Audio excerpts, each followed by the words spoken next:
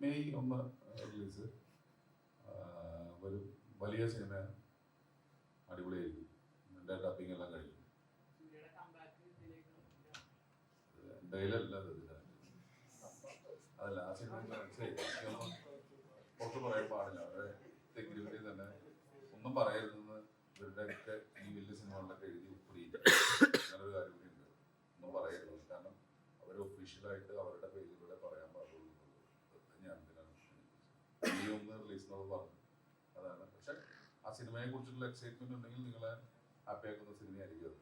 Karthik സുബ്രഹ്മണ്യന്റെ cinema, സൂര്യ സാറിന് ഇഷ്ടമാണെങ്കിൽ അങ്ങനെയൊക്കെ ഇഷ്ടപ്പെടുന്നവർക്ക് എല്ലാവർക്കും ഇഷ്ടപ്പെടുന്ന പടമായിരിക്കും. നല്ല പടമായിരിക്കും.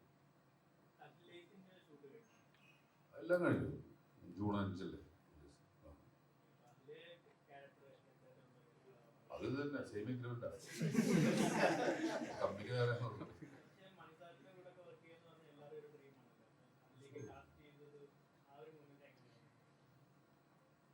ഭയങ്കര ഭാഗ്യല്ലേ നമ്മൾ ആലോചിച്ചത്.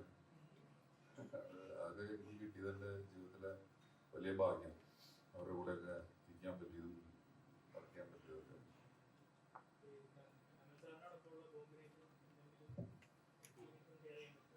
ആ സീൻ പറയണം. അല്ല, എനിക്ക് എൻ്റെ ജീവിതത്തിൽ കിട്ടിയ ഏറ്റവും വാല്യൂബിൾ ആയിട്ടൊരു സൗഹൃദമാണ്. എൻ്റെ കൂടെ ഇരിക്കാൻ പറ്റിയത്, സംസാരിക്കാൻ പറ്റിയത്, ഇടപെടാൻ പറ്റിയത്, അഭിനയിക്കാൻ പറ്റിയതൊക്കെ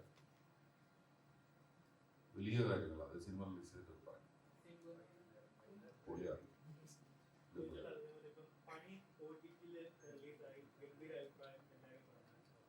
എനിക്ക് എന്നുവെച്ചാൽ ഞാൻ ഇരിക്കുന്നത് നാരായണീൻ്റെ മക്കളുടെ, അപ്പൊ എനിക്ക് സത്യം പറഞ്ഞ ഈ സിനിമയെ കുറിച്ച് തന്നെ സംസാരം. കാരണം അല്ലെങ്കിൽ ഞാൻ ഇവരെല്ലാവരും അതിനു വേണ്ടി വന്നതുകൊണ്ട് നമുക്ക് ചോദിച്ചു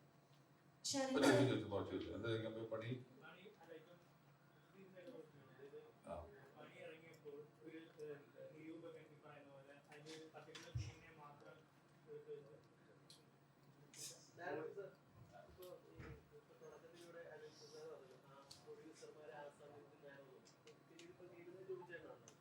ഒരുപാട് നല്ല സിനിമകളെ നിർമ്മാണത്തിനൊക്കെ നേരിട്ട ഒരുപാട് നല്ല സിനിമകളെ ലിസ്റ്റ് ചെയ്ത ഒരു സെലിബ്രിറ്റി സ്റ്റാറ്റസ് ഉള്ള ഒരു പ്രൊഡ്യൂസർ കൂടിയാണ്. അപ്പം ആദ്യം എന്നുള്ള പ്രൊഡ്യൂസർ ആണെന്ന് ഇങ്ങനെ പറഞ്ഞു കേട്ടു. പിന്നീട് ജോബിചാണ്ടിലേക്ക് എത്തിയതാണ്. ഒരുപാട് നല്ല കണ്ടന്റുകളെ തോളിലേറ്റിയ ഒരു പ്രൊഡ്യൂസറാണ് ജോബിചാണ്ടി. അപ്പൊ ആ പ്രൊഡ്യൂസറിനെ കുറിച്ചുള്ള ഗുഡ്വില്ലിന്റെ അതിലേക്ക് എങ്ങനെയാണ് എത്തിയത്? ഒരു സിനിമ ചെയ്യുമ്പം നല്ല സിനിമ ചെയ്താൽ മാത്രം പോലും അത് ആളുകളിലേക്ക് എത്തിക്കുക എന്നുള്ളത് ഒരു വലിയ ഇമ്പോർട്ടൻ്റ് ആയിട്ടുള്ള ഫാക്ടറാണ്. അപ്പോൾ അങ്ങനെ നോക്കുമ്പോൾ ഗുഡ്വില്ല് പോലുള്ള ഒരു പ്രൊഡക്ഷൻ ഹൗസ് അവരുടെ ഒരു എന്താ പറയുക, അവരാണ് അത് ആൾക്കാരിലേക്ക് എത്തിക്കേണ്ടത്.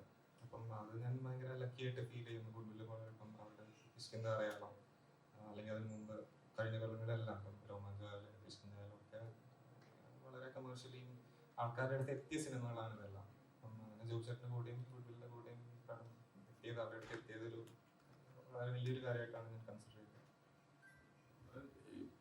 ജോബിചേട്ടൻ പടം ചെയ്യുന്നത് നമ്മളിപ്പോൾ കണ്ടിട്ടുണ്ട്. അതായത് പ്രോപ്പർ അദ്ദേഹത്തിന് എന്ന് ഉറപ്പുള്ള സിനിമകളിലോട്ടാണ് അത്രയും ധാരണയോടുകൂടി ബിസിനസ് ചെയ്യുന്ന പ്രൊഡക്ഷൻ ഹൗസാണ് എന്ന് എനിക്ക് തോന്നിയിട്ടുണ്ട്. കാരണം കഴിഞ്ഞ പടങ്ങളെല്ലാം അങ്ങനെയാണ്.